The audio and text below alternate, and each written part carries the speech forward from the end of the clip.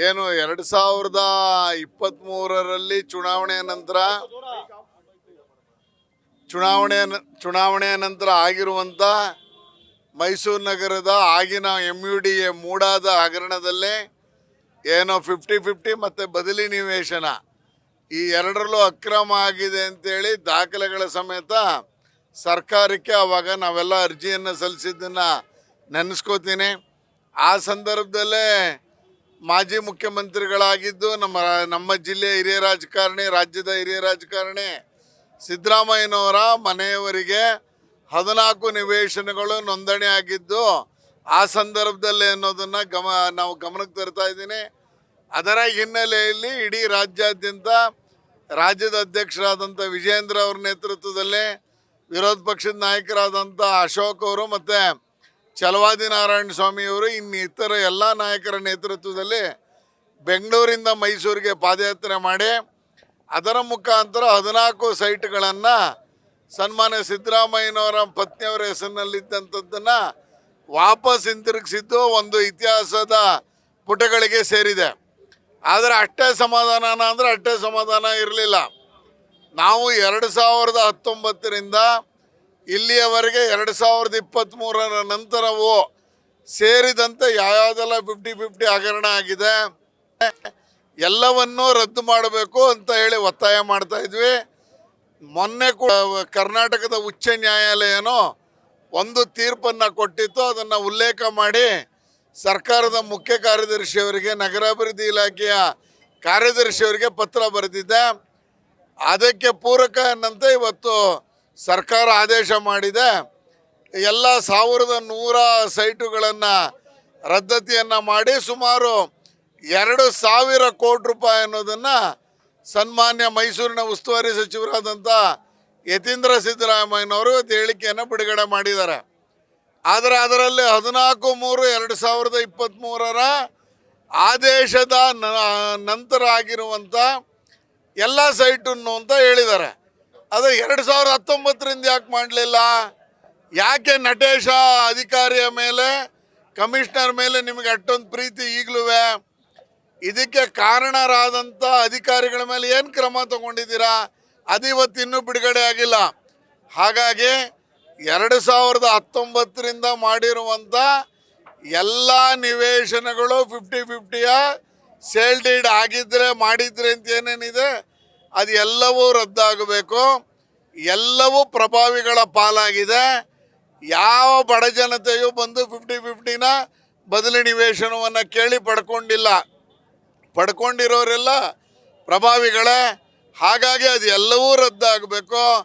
ತಕ್ಷಣಕ್ಕೆ 2019ರಿಂದ ಆಗಿರುವಂಥ ಎಲ್ಲ 50-50 ಸೈಟ್ಗಳನ್ನು ರದ್ದು ಮಾಡಬೇಕು ಅಂತ ಒತ್ತಾಯ ಮಾಡ್ತೀನಿ. ಜೊತೆಗೆ ಇವತ್ತೇನು ಆದೇಶ ಮಾಡಿದ್ದೀರಾ, ಏನು ಕಾನೂನು ಚೌಕಟ್ಟೊಳಗೆ ಏನು ಮಾಡುವಂಥ ಪ್ರಯತ್ನವನ್ನು ಮಾಡಿದ್ದೀರಾ, ಇದಕ್ಕೆ ಹೊಣೆಗಾರಿಕೆ ಆಗಿರುವಂಥ ಸೈಟ್ ರಿಜಿಸ್ಟರ್ ಮಾಡಿಕೊಟ್ಟಂಥ ಅಧಿಕಾರಿಗಳ ಮೇಲೆ ಯಾಕೆ ಇನ್ನೂ ಕ್ರಮ ಆಗಿಲ್ಲ? ಈಗ ನಿಮಗೆ ಟೆಕ್ನಿಕಲ್ ಕಮಿಟಿ ರೆಕಮೆಂಡ್ ಮಾಡಿದೆ ಅಂತ ಹೇಳಿದ್ದೀರಿ. ಆದರೆ ದೇಸಾಯಿ ಆಯೋಗದ ವರದಿಯನ್ನು ಸಬ್ಮಿಟ್ ಮಾಡಿದ್ಮೇಲೆ ಅವ್ರು ಯಾರ್ಯಾರ ಮೇಲೆ ಹೇಳಿದ್ದಾರೆ, ಅದಕ್ಕೆ ನಿಮ್ಮ ಪ್ರತಿಕ್ರಿಯೆ ಏನು, ಸರ್ಕಾರ ಏನು ಕ್ರಮ ಕೈಗೊಂಡಿದೆ ಅಂತ ಬೇಕು. ಆದರೆ ಈಗ ಆಗಿರುವ ತೀರ್ಮಾನವನ್ನು, ನೋಟಿಫಿಕೇಷನನ್ನು ರದ್ದು ಮಾಡಿರೋದನ್ನು ಸ್ವಾಗತವನ್ನು ಮಾಡ್ತೀನಿ. ಆದರೆ ಇಷ್ಟಕ್ಕೆ ಸಮಾಧಾನ ಇಲ್ಲ. 2019ರಿಂದ ಆಗಿರುವಂಥ ಎಲ್ಲ ನಿವೇಶನ, ಆವಾಗ ನಮ್ಮ ಹತ್ರ ಒಂದು 3,000 ನಿವೇಶನ ನಾವು ಅವತ್ತಿಂದ ಹೇಳ್ತಾ ಇದ್ವಿ. 4,500 ನಿವೇಶನ ಇದೆ, 14 ಮಾತ್ರ ವಾಪಸ್ ಕೊಟ್ಟಿದ್ದೀರಿ, ಮಿಕ್ಕಿದ್ದೇನು ಅಂತ. ಎಲ್ಲ ನಿವೇಶನಗಳು ಮೂಡಾದ ವ್ಯಾಪ್ತಿಗೆ ಸುಪರ್ದಿಗೆ ಬರಬೇಕು. ಅಲ್ಲಿಯವರೆಗೆ ನಮ್ಮ ಹೋರಾಟ ನಡೆಯುತ್ತೆ. ಇನ್ನೂ ಲೋಕಾಯುಕ್ತದಲ್ಲಿ ಕೇಸ್ ಇದೆ, ಹೈಕೋರ್ಟಲ್ಲಿ ಕೇಸ್ ಇದೆ, ಇಷ್ಟಕ್ಕೇನು ಬಿಡೋದಿಲ್ಲ. ಆದರೆ ಸನ್ಮಾನ್ಯ ಯತೀಂದ್ರ ಸಿದ್ದರಾಮಯ್ಯನವರೇ ದಯಮಾಡಿ 2019ರಿಂದ ಆಗಿರುವಂಥ ಎಲ್ಲ 50-50 ಅನುಪಾತವನ್ನು ರದ್ದು ಮಾಡಬೇಕು ಅಂತ ಬಯಸ್ತೇನೆ.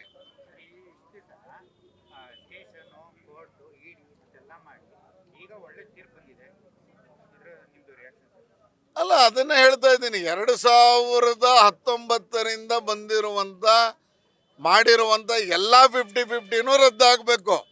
14/3/2023 ಅಂತ ಏನು ಕೊಟ್ಟಿದ್ದಾರೆ, ಅವತ್ತು ಒಂದು ಆದೇಶವನ್ನು ಮಾಡಿತ್ತು ಸರ್ಕಾರ. ನೀವು ಮಾಡಿದ್ದೀರಾ? ನೀವು ಇದಕ್ಕಿಂದೆ 3-4 ಮೀಟಿಂಗ್ಗಳಲ್ಲಿ ನೀವು ಈ ಥರ ಬದಲಿ ನಿವೇಶನ ಕೊಡೋದು 50-50 ಮಾಡೋದು ಅಂತ ಮಾಡಿಬಿಟ್ಟಿದ್ದೀರಾ. ಅದು ಯಾವುದೋ ಮಾಡೋಂಗಿಲ್ಲ. ಅದೇನಾದ್ರು ಮಾಡಿದರೆ ನೀವು ಎಲ್ಲವನ್ನು ನಿಮ್ಮ ತಲೆಗೆ ಕಟ್ತೀವಿ, ಆಯುಕ್ತರ ತಲೆಗೆ ಕಟ್ತೀವಿ ಅನ್ನೋದನ್ನು ಅದರಲ್ಲಿ ಸ್ಪಷ್ಟವಾದ ನಿರ್ದೇಶನ ಬಂದಿತ್ತು. ಆ ನಿರ್ದೇಶನದ ಅನ್ವಯನೂ ಪಾಲನೆ ಮಾಡಿದೆ. ಹಿಂದಿನ ಕಮಿಷನರ್ ಮಾಡಿದ್ರು, ಅದನ್ನು ರದ್ದು ಮಾಡಿದ್ದಾರೆ. ನಾನು ಕೇಳ್ತಿರೋದು 2019 ನಂತರ ಆಗಿರುವಂಥ ಎಲ್ಲ 50-50 ನಿವೇಶನವೂ ಇದೇ ರೀತಿ ಆಗಬೇಕು, ಅದಕ್ಕೆ ತಕ್ಷಣ ಕ್ರಮ ವಹಿಸಬೇಕು ಅಂತ ಹೇಳ್ತಾ ಇದ್ದೀನಿ.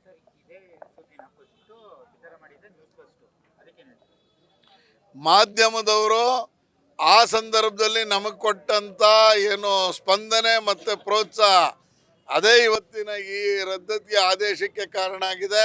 ಅದರಲ್ಲಿ ನ್ಯೂಸ್ ಫಸ್ಟು ಒಬ್ಬರು ಭಾಳ ಅವತ್ತು ನಮ್ಮ ಜೊತೆ ನಿಂತು ಪ್ರಸಾರ ಮಾಡಿ ಇಡೀ ರಾಜ್ಯದ ಗಮನವನ್ನು ಸೆಳೆದಿದ್ರೆ. ಹಾಗಾಗಿ ನ್ಯೂಸ್ ಫಸ್ಟ್ಗೂ ನಾನು ಈ ಸಂದರ್ಭದಲ್ಲಿ ಅಭಿನಂದನೆಯನ್ನು ಸಲ್ಲಿಸ್ತೀನಿ. ನ್ಯೂಸ್ ಫಸ್ಟ್ ನಿರ್ಭೀತಿಯಿಂದ ನಿಮ್ಮ ಪರವಾಗಿ.